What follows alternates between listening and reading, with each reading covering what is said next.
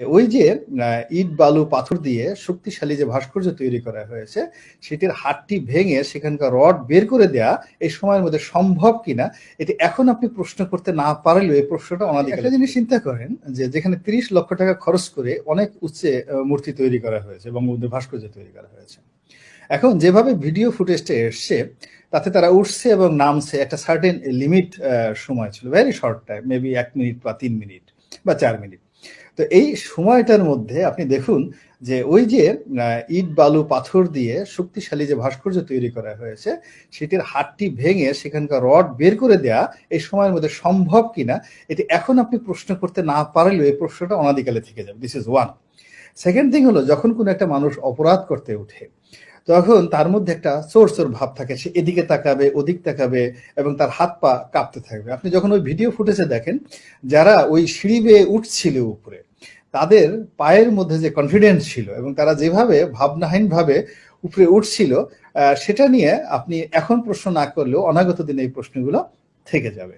এরপরে আপনি চিন্তা করুন যে যারা গেছে ওখানে মূর্তি ভাঙার জন্য, আপনি কুষ্টিয়াতে এই মুহূর্তে অনেক শীত, গভীর রাত 2টার সময় ওই অঞ্চলগুলোতে এখন অনেক শীত।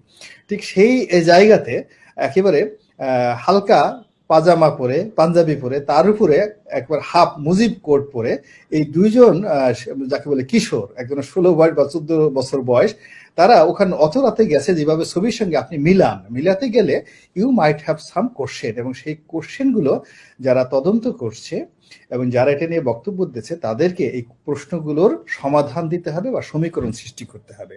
আর যদি সেটা তারা করতে না পারে তাহলে কি হচ্ছে যে এটার ফলাফল ভালো হবে না, এটা একটা ধামাচাপার মতো ঘটনা হয়ে যাবে আর কি। আমাদের সমাজে ধরেন আমরা অনেক কিছু দেখেছি, এই যে ধর্ষণ মামলার আসামি মজনুর ধরা পড়লো, মজনুর জেলে চলে গেল, আমরা কেউ একটু শব্দ করিনি, সবাই মেনে নিয়েছি, কিন্তু আপনার মন এই জায়গাটাতে কি বলছে, আস্ক ইউর মাইন্ড।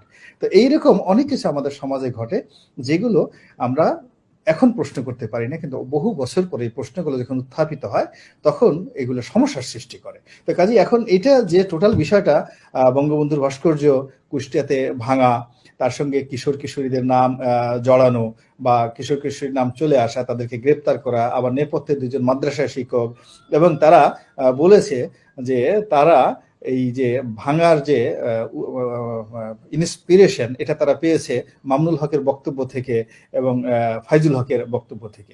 তো এই জিনিসগুলো হ্যাঁ ফয়জুল করিমের বক্তব্য থেকে। তো এই জিনিসগুলো হচ্ছে কি, যারা এই জিনিসগুলো বলছে প্রচার করছে তারা হয়তো তাদের ক্ষমতা আছে, মিডিয়া আছে, মাইক আছে, শক্তি আছে, তারা বলে যাচ্ছে।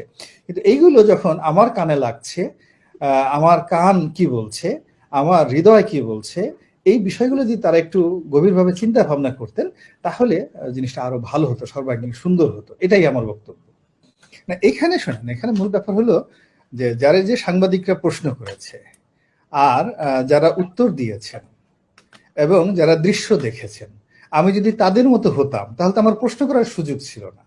আমি যে প্রশ্নগুলো করেছি এই প্রশ্ন আপনার যারা দর্শক রয়েছেন, আমার এই অনুষ্ঠান যারা দেখবেন, তাদের কাছে আমারও প্রশ্ন। এখন সেখানে যদি আই মাইট বি রং, আমার রং হতে পারে, তাহলে তো আমার প্রশ্ন করা কোনো অপরাধ নয়।